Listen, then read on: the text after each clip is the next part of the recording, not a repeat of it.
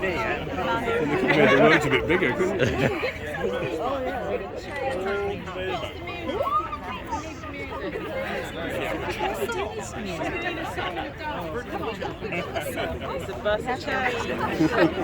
We need a song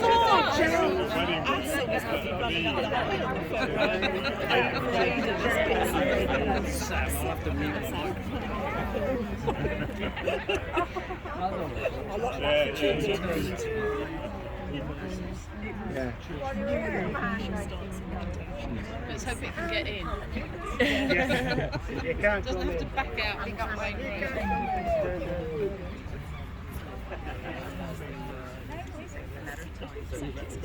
Some of them should we?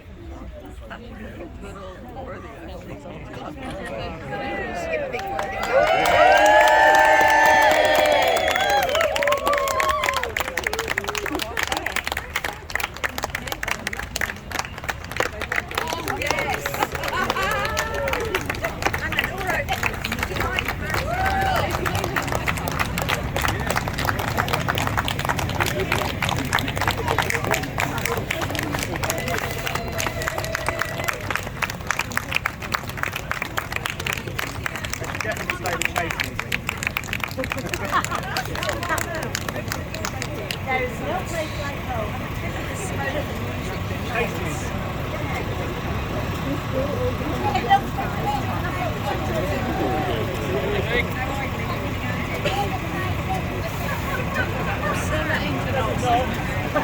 Nicky, go and get them to turn the engine.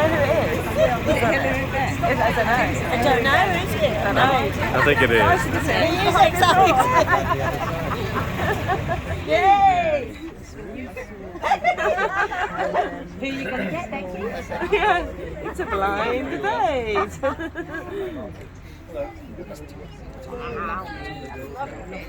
Yeah. Except I've got a lamppost in the middle of mine, doesn't I?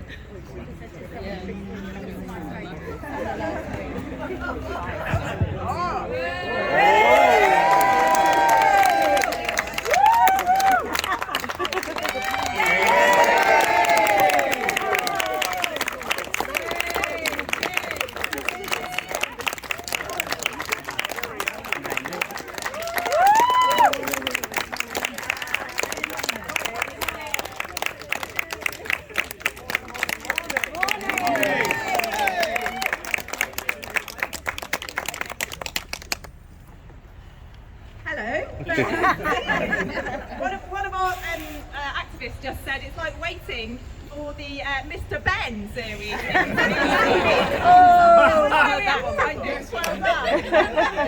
So thank you so much for coming here this morning to Worthing West. Really lovely to see you, Hilary. As you can see, we have an absolutely fantastic team here of activists who have come from Worthing West and East Worthing and Shoreham with the lovely Tom. And also we've got people as far away as Brighton and Clapham and Brixton, Hill and Lewis. So can we give a big cheer?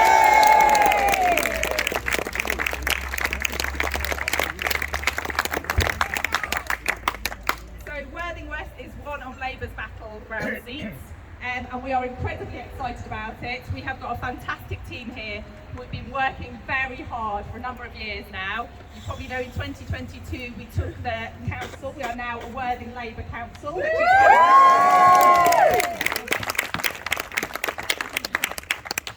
and we are determined to win here because a Labour MP will mean a great deal to the residents of Worthing West.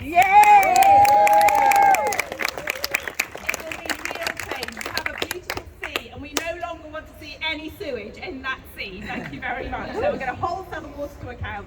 We're going to put Labour policies into practice. We're going to make sure that Worthing West is a fair place to live. We can build decent housing and have a good social housing model mix here. That we are being fair to our people and we're bringing Labour principles and Labour fairness to our beautiful, beautiful Worthing West constituency.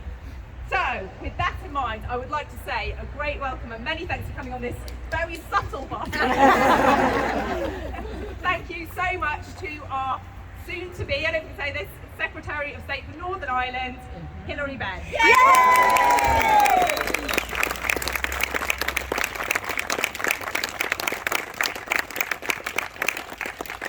Well, good morning. Very nice to meet you Becky and Tom, and thank you to all of you for turning out. Have many of you seen that wonderful short video the party has produced about the achievements of Labour governments of the past? Yes.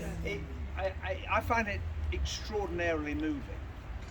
And I grew up, well, hearing stories about the 1945 general election. I'm not quite that old.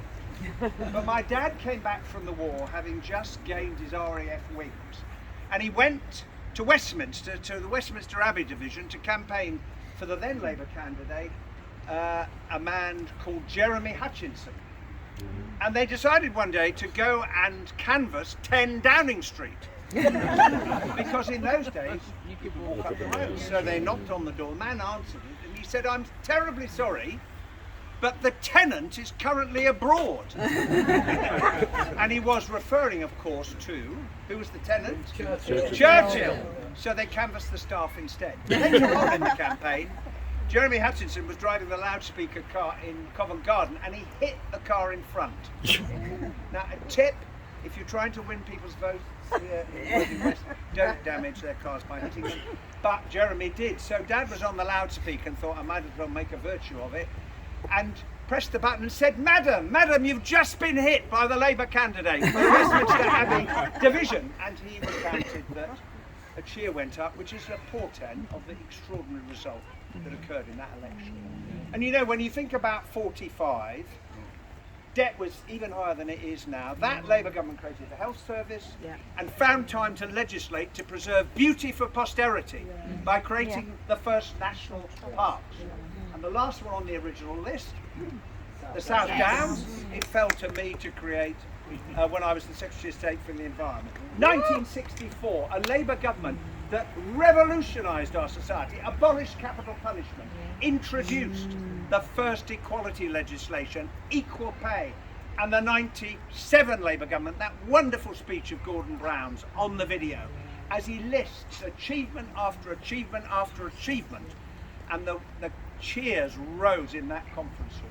And the reason I say that is because when we meet people on the doorstep who say, tough times, I'm not sure whether anything can change for the better, the thing that should give us most confidence and the most pride is what Labour governments have done when we've been given the people's trust and confidence in the past.